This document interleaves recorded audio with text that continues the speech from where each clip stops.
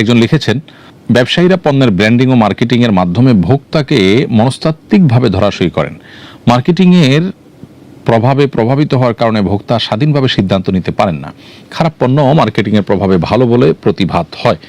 ব্যবসায়ী হয়তো মিথ্যা বলেন না, তবে প্রভাবিত করার জন্য যে সমস্ত কৌশল ব্যবহার করেন তা দ্বারাই ভোক্তা প্রতারিত হন। এটা শুধু দৃষ্টিকোণ থেকে ভোক্তার সঙ্গে সূক্ষ্ম প্রতারণা হিসাবে বিবেচিত হবে কিনা খুবই গুরুত্বপূর্ণ একটি প্রশ্ন, বিশেষ করে আজকালকার সময়ের জন্য খুবই প্রয়োজনীয়। যারা অনলাইন মার্কেটিং করে থাকেন বা বিভিন্নভাবে মার্কেটিং করে থাকেন নিজেদের পণ্যের, তাদের উচিত সর্বোচ্চ লক্ষ্য করা যে কোনোভাবে যেন ভোক্তার কাছে ভুল বার্তা না যায়।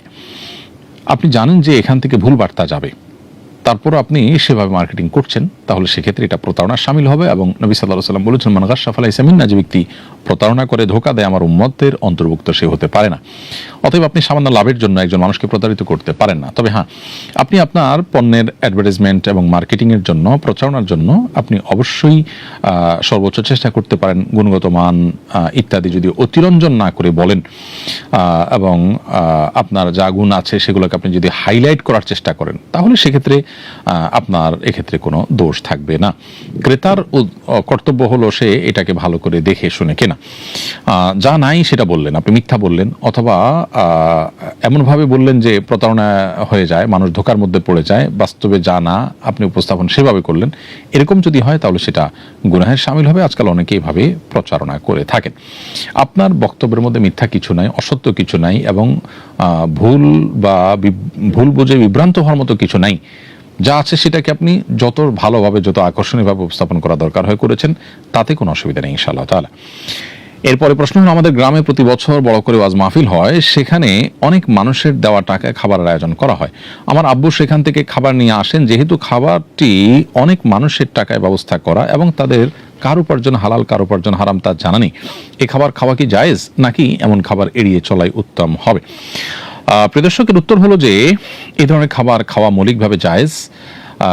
মুসলমানরা দান করেছেন, সে দানের মধ্যে কারো হারাম টাকা থাকতে পারে, এটা হলো সম্ভাবনার কথা, আপনি নিশ্চিত নন। তো এরকম সম্ভাবনার কারণে আসলে কোনো কিছু হারাম হয়ে যায় না, ফলে এ ধরনের খাবার খেলে সেটি গুনাহ হবে না।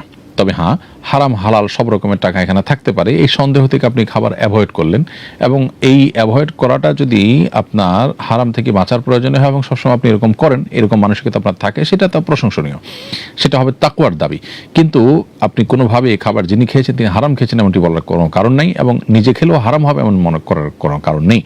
সাধারণত মুসলমানদের দান দক্ষিণা, তাদের খাবার, এটার প্রতি সুধারণা পোষণ করতে হবে আমাদেরকে।